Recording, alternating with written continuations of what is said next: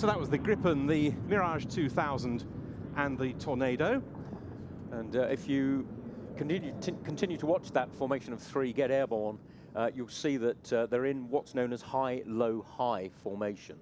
The first aircraft goes higher than the second, and the third aircraft goes higher than the first aircraft goes higher than the second aircraft goes lower than all, and the third aircraft tries to match the first aircraft, thus avoiding wake turbulence of the aircraft in front. I'm sure we'll be seeing something similar from the second element about to get airborne, which has the Luftwaffe EF-2000, the Spanish SF-5M, and the Finnish Hawk Mark 66.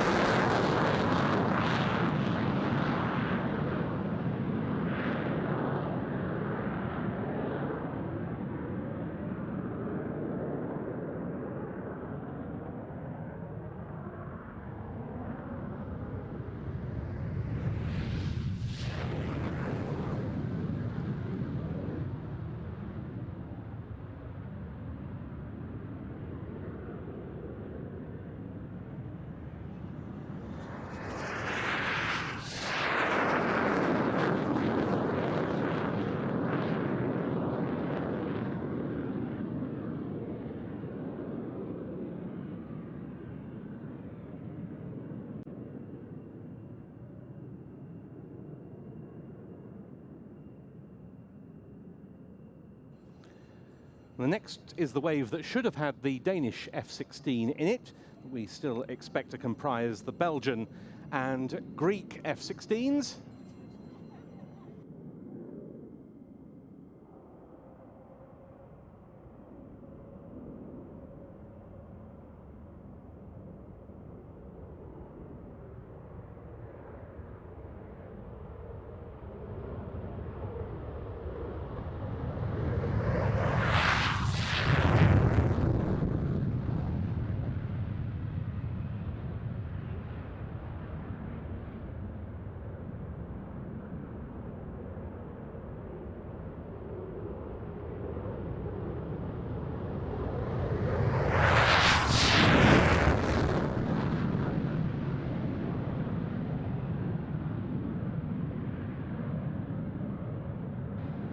And then more Vipers from the Americans, from the Turks, and from the Romanians.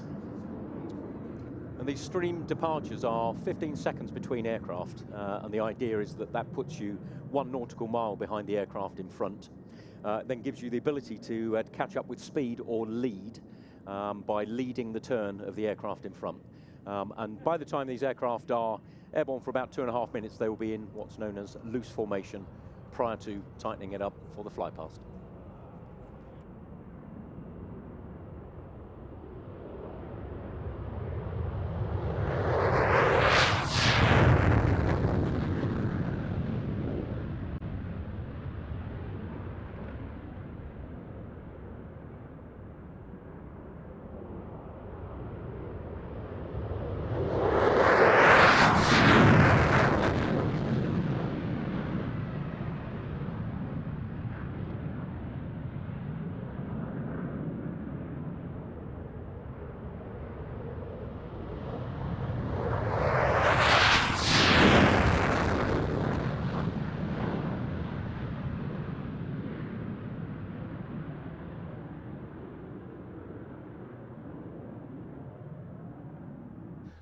There were gradual signs of détente between the superpowers, but the 1979 Soviet invasion of Afghanistan temporarily ended that. The American cruise missile deployments, not least to the United Kingdom, were a sign in the early 80s of the tensions being ratcheted up once again. that with the events of the mid to late 1980s and arms control efforts, particularly in the nuclear regime, things began to change. And the end of the communist regimes in Poland, Czechoslovakia, and Hungary went on to lead to the membership of those countries following the split of the Czechoslovakia into the Czech Republic and Slovakia being admitted as members of the NATO alliance. In from the right comes our NATO 75th anniversary flypast. In the lead, the Boeing RC-135W Rivet joint from number 51 Squadron at RAF Waddington. With it, a Czech Air Force Gripen, a French Air and Space Force Mirage 2000, and an Italian Air Force Tornado.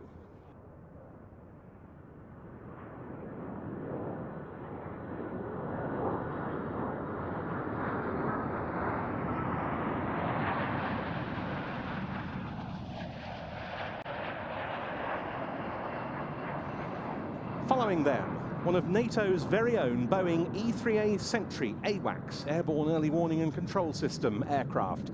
It's escorted by a German Air Force EF-2000, a Spanish Air Force SF-5M, and a Finnish Air Force Hawk Mark 66.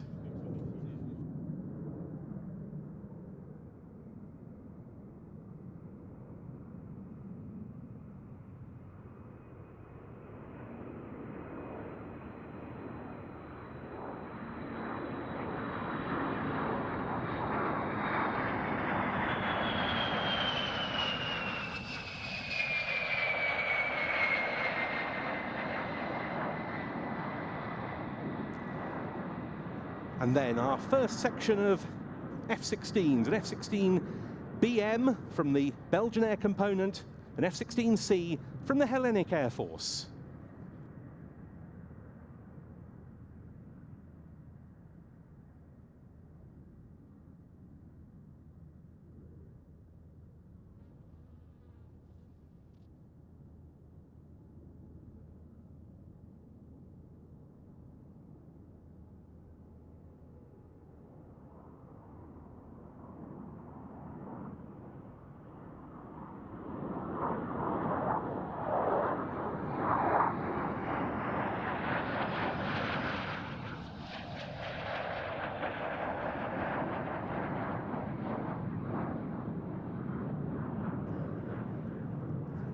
Good example there of one of the contingency plans that have been briefed this morning. A fast jet, loss of fast jet elements.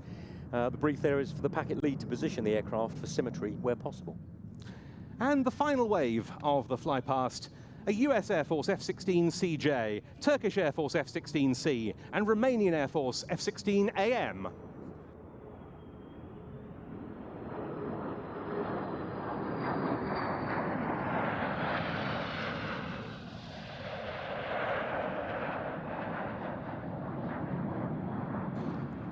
That was RIAT's 75th anniversary salute to the North Atlantic Treaty Organization. That will be the first group of aircraft to come round now on the break. You can see them repositioning out to the right. And they're calling what's called initials, Mark. What does that mean in aviation parlance? So initials is a virtual place, which is about 2 miles from the end of the active runway. Not always used as a geographical point, but something that is an initial call. So an aircraft running in at 300 knots, which is doing 5 miles per minute. From the initial call to the brake is approximately 25 to 30 seconds, and it just gives air traffic control a good idea of at what point the aircraft will start to brake and join the downwind. In particular, very useful in a busy circuit environment where there may be other aircraft in the circuit at the same time. Following them in, we'll have the Luftwaffe EF-2000, that fabulous multi-role fighter now in service with 4 NATO members. The SF-5M, the Northrop SF-5M from Ala 23 of the Spanish Air and Space Force at Talavera-le-Real, the Freedom Fighter as it's known, an aircraft that's trained Spanish fighter pilots since 1970.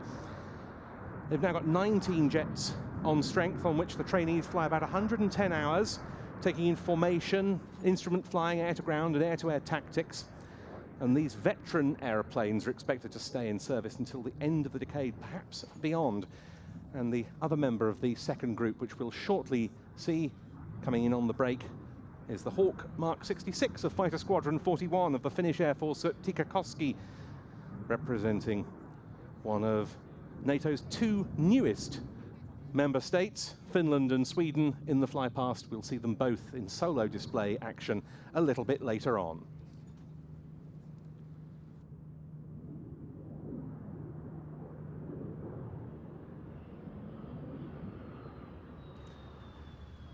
The Czech Gripen then, the first to roll out, demonstrating its special markings for the 211th Tactical Squadron at Czeslaw, which this aircraft comes from.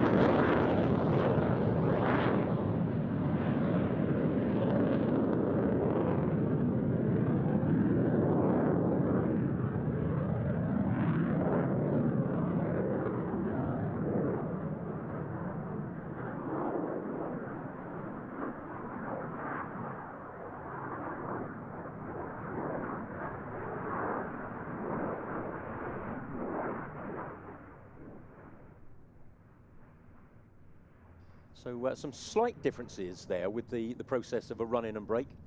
A run and brake is the quickest and most efficient way of getting a fast jet or a formation of fast jets from the airborne environment onto the ground. Slightly different here in that usually the brake would take place from the dead side. Not allowed today because we have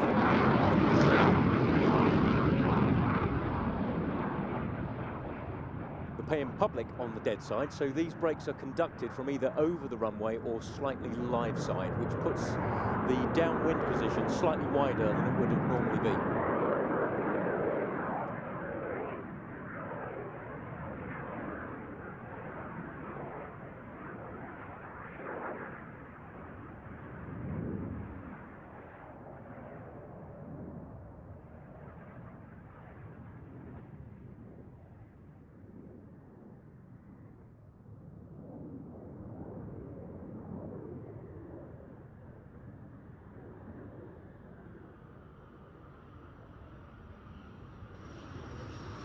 And a very sprightly return, having gone around from its initial approach by the Mirage 2000-5F of the French Air and Space Force.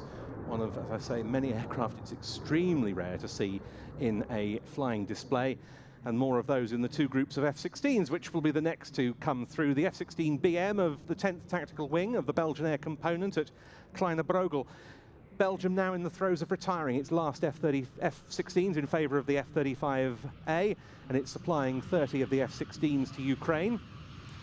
The F-16C Block 52 Plus of 336 Squadron of the Hellenic Air Force from Araxos will be accompanying it in.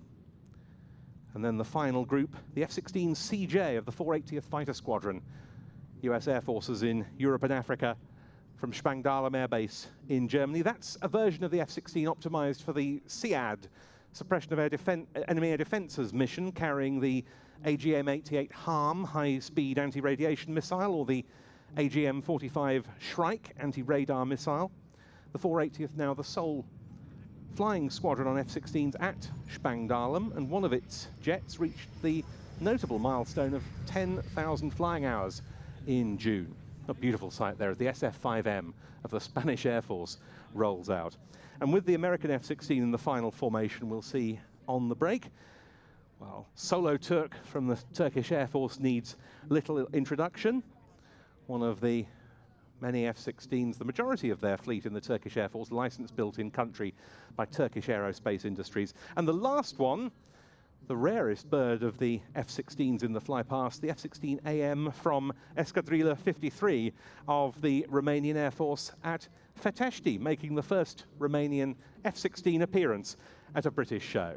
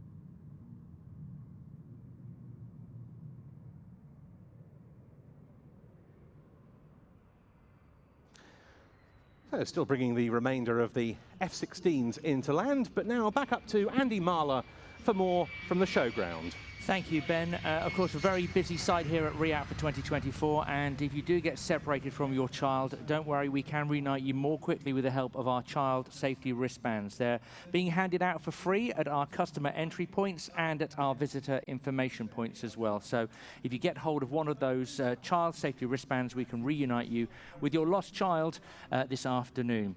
Remember, of course, if you do become separated from your child, please inform the nearest member of the Air Tattoo crew staff. They're all wearing turquoise t-shirts. You can't miss them.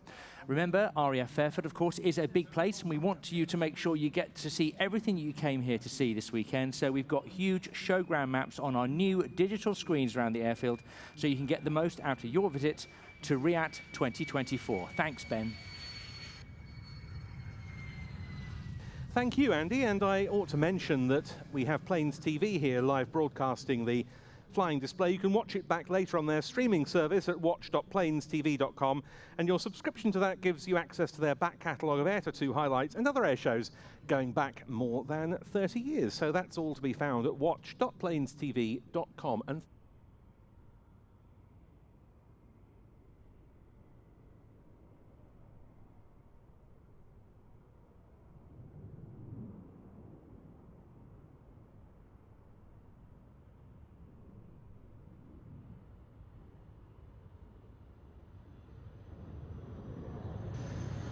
very nice scheme marking the first flight of what was then known as the Panavia MRCA multi-role combat aircraft back in 1974 on that Italian Air Force A200C Tornado.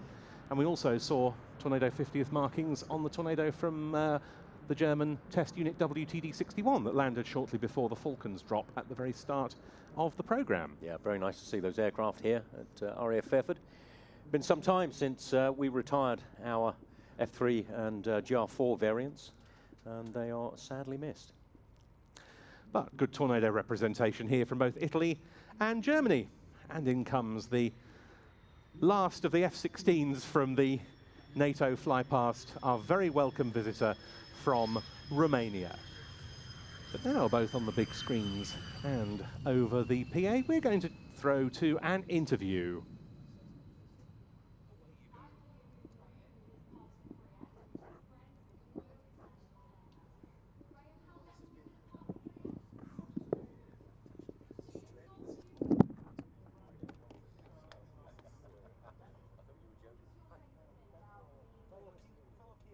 This E3A is being flown in today by someone who knows the Air Tattoo very well, a former member of the Italian Air Force aerobatic team, the Frecce Tricolori, Major Emanuele Savani.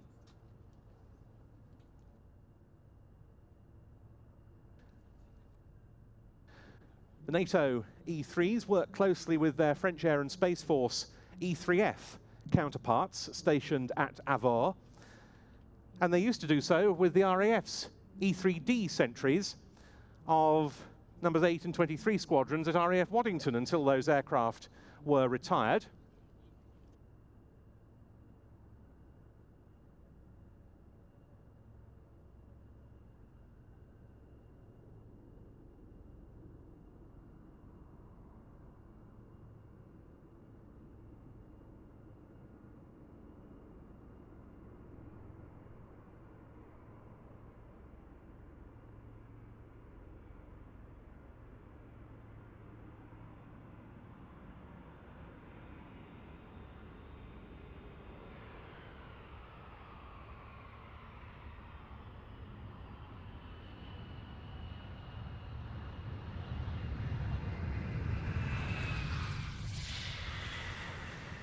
The RAF, of course, looking forward to the arrival in service of the E7 Wedgetail to replace the Sentry AW1 fleet.